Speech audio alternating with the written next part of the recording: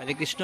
কলাইকুণ্ডু মাসিবাড়ির রথযাত্রার যে স্কুল মাঠের প্যান্ডেল খুব সুন্দরভাবে কিন্তু সেজে উঠেছে, কিন্তু তো কাজ এখনো চলছে। এখনো শুভ রথযাত্রা মহোৎসব আর মাত্র একটা দিন বাকি, কারণ আজকে বুধবার, বৃহস্পতিবার একদিন আর শুক্রবার দিন কিন্তু এই রথযাত্রা কলাইকুণ্ডু মাসিবাড়িতে ভূতা থেকে সোনাখালী হয়ে জগন্নাথ প্রভু এসে যাবেন। তাই সবাইকে আহ্বান জানিয়ে রাখি।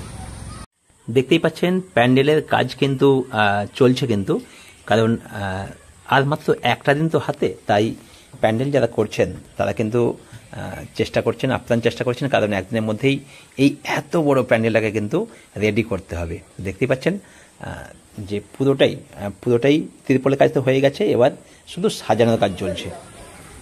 চারপাশটাই কাজটা করতে হয়।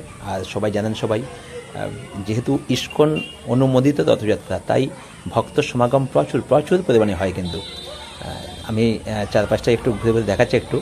তো আশা দিচ্ছেন যিনি প্যান্ডেল করছেন যে কোনো সমস্যা কিছু নেই কিছু।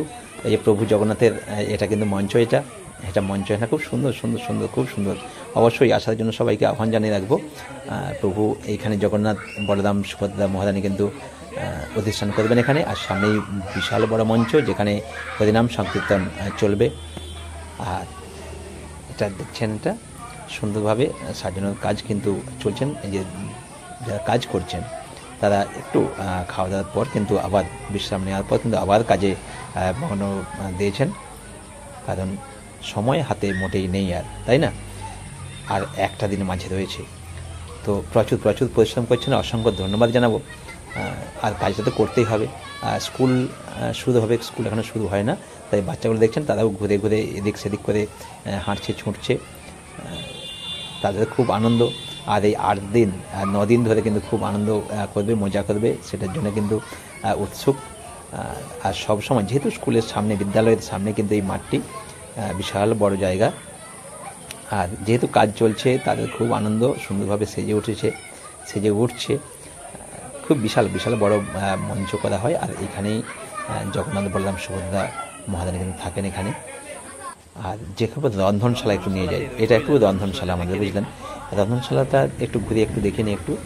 চারদিকটা কিন্তু এই দেখতে পাচ্ছেন টিন দিয়ে বেষ্টন করে কিন্তু ঘেরা থাকে, কিন্তু কারণ আমাদের যেহেতু কুপন সিস্টেমে দুপুরে প্রসাদ দেওয়া হয়, প্রথম দিন আর উল্টো রথের দিন এই দুদিন ফ্রি থাকে, বাকি দিনগুলো কিন্তু কুপন করা হয়। আর কুপন রেট ধার্য হয়েছে কিন্তু 50 টাকা করে। আপনি কুপন সংগ্রহ আপনাকে করতে হবে, তারপরে জগন্নাথ দেবের কিন্তু প্রসাদ কিন্তু আপনি পাবেন। আর একদম এইগুলো দেখতে পাচ্ছেন যে খাঁচাগুলো রয়েছে, এগুলো দিয়ে এর উপরে পাটা দেওয়া হবে। আপনার কোনো অসুবিধা নেই, গেট দিয়ে প্রবেশ করবেন। গেট দিয়ে প্রবেশ করার পর এখানে সুন্দরভাবে প্রসাদ পাবেন। আরেকটি গেট রয়েছে যেখানে বেরিয়ে যাওয়ার জন্য। আর বাকি সব তো ঠিকই আছে, আর কিছু অসুবিধা কিছু নাই কিছু। সুন্দরভাবে এই রন্ধনের জন্য অনেক জ্বালানি কাঠ কিন্তু এসেছে, আরও অনেক আসবে, কারণ প্রতিদিন কিন্তু 2 থেকে 2,500 ভক্তের কিন্তু সমাগম হয়। আর সবাই জানেন এটা, যে ফ্রিতে সবাইকে প্রসাদ পাওয়ানো সম্ভব হয় না, তাই কিন্তু কুপনের ব্যবস্থা করা হয়েছে। 50 টাকা করে কুপন ধার্য করা হয়েছে। জগন্নাথের প্রসাদ যদি আপনি মনে করেন, তাহলে কিন্তু আপনাকে সকাল 9টার মধ্যে কুপন নিতে হবে এবং আপনি কিন্তু প্রসাদ পাবেন কিন্তু। হরে কৃষ্ণ, ভালো থাকবেন।